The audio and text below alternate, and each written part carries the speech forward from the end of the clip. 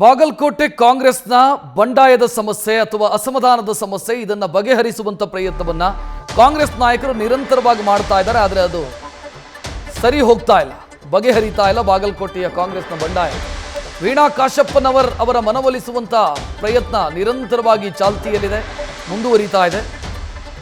ಕಾಶಪ್ಪನವರ ವಿರುದ್ಧ ಈಗ ಅಭ್ಯರ್ಥಿ ಸಂಯುಕ್ತ ಪಾಟೀಲ್ ಹಾಗೆ ಸಾಧಿಸ್ತಿದ್ದಾರಾ ಅನ್ನುವಂಥ ಪ್ರಶ್ನೆಯೂ ಕೂಡ ಮೂಡ್ತಾ ಇದೆ.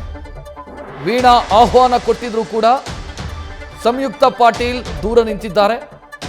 ಭಾಷಣದಲ್ಲಿ ಮಾತ್ರ ವೀಣಾ ಕಾಶಪ್ಪನವರ ಬಗ್ಗೆ ಮಾತನಾಡ್ತಾರೆ, ಅನುಕಂಪದ ಮಾತುಗಳನ್ನಾಡ್ತಾರೆ. ಆದರೆ ಅದು ಕೆಲಸ ಅಂತ ಬಂದಾಗ ಅಥವಾ ಸಮನ್ವಯತೆ ಅಂತ ಬಂದಾಗ ಅದನ್ನು ಮಾಡ್ತಿಲ್ಲ ಅನ್ನುವಂಥ ಆರೋಪ ಕೇಳಿಬರ್ತಾ ಇದೆ. ಈ ಬಗ್ಗೆ ಹೆಚ್ಚಿನ ಡೀಟೇಲ್ ನೀಡೋದಕ್ಕೆ ನಮ್ಮ ಪ್ರತಿನಿಧಿ ಕೃಷ್ಣ ಹಾದಿಮನಿ ಫೋನ್ ಸಂಪರ್ಕದಲ್ಲಿ. ಕೃಷ್ಣ, ಬಹಳ ದಿನ ಆಯಿತು ಈ ಪ್ರಯತ್ನ ಆರಂಭ ಆಗಿ, ಇನ್ನೂ ಕೂಡ ಸರಿ ಹೋಗಿಲ್ವಾ? ಯಾಕೆ ಜಟಿಲ ಆಗ್ತಿದೆ ಪ್ರಾಬ್ಲಮ್?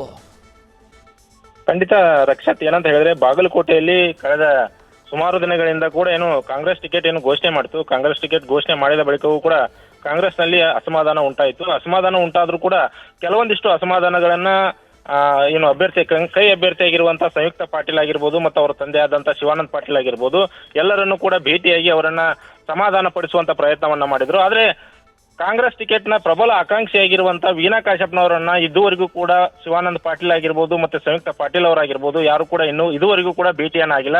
ಖುದ್ದು ಅವರು ಕಳೆದ 4-5 ದಿನಗಳ ಹಿಂದೆ ಬಾಗಲಕೋಟೆಗೂ ಕೂಡ ಬಂದಿದ್ರು ಕೂಡ ಅವರನ್ನ ಹೋಗಿ ಭೇಟಿ ಮಾಡುವಕ್ಕೂ ಕೂಡ ಈ ಶಿವಾನಂದ ಪಾಟೀಲ್ ಮತ್ತು ಸಂಯುಕ್ತ ಪಾಟೀಲ್ ಹೋಗಿಲ್ಲ. ಎಲ್ಲೋ ಒಂದು ಕಡೆ ಸಂಯುಕ್ತ ಪಾಟೀಲ್ ಅವರು ವೀಣಾ ಕಾಶಪ್ಪನವರ ಮೇಲೆ ಹೊಗೆಯನ್ನ ಸಾಗಿಸ್ತಿದ್ದಾರೆ ಎಂಬ ಪ್ರಶ್ನೆ ಇಲ್ಲಿ ಮೂಡ್ತಾ ಇದೆ. ಯಾಕಂತ ಹೇಳಿದ್ರೆ ಪ್ರಬಲ ಆಕಾಂಕ್ಷಿಯಾಗಿದ್ದಂತ ವೀಣಾ ಕಾಶಪ್ಪನವರವರು ಟಿಕೆಟ್ ಸಿಕ್ಕ ಬಳಿಕವೂ ಕೂಡ ಸಾಕಷ್ಟು ಹಿರಿಯರನ್ನ ಸಂಪರ್ಕಿಸಿ ತಮಗೆ ಟಿಕೆಟ್ ಕೊಡಬೇಕು ಎಂಬ ಅಂದ್ರೆ ಬಂದಿರುವಂತ ಟಿಕೆಟ್ ಅನ್ನ ಪುನಃ ಪರಿಶೀಲಿಸಿ ತಮಗೆ ಟಿಕೆಟ್ ಅನ್ನ ಕೊಡಬೇಕೆಂಬ ಆಗ್ರಹವನ್ನ ಮಾಡಿದ್ರು.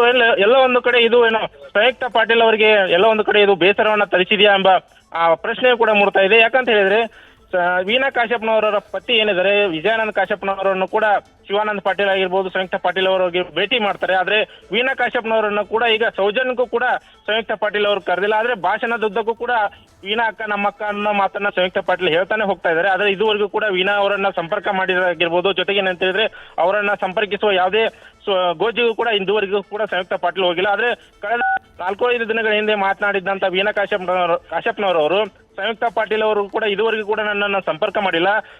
ಆ ಸಂಯುಕ್ತ ಪಾಟೀಲ್ ಅಷ್ಟೇ ಅಲ್ಲದೆ ಅವರ ಬೆಂಬಲಿಗರು ಕೂಡ ಯಾರು ಕೂಡ ನನ್ನನ್ನು ಸಂಪರ್ಕ ಮಾಡಿಲ್ಲ.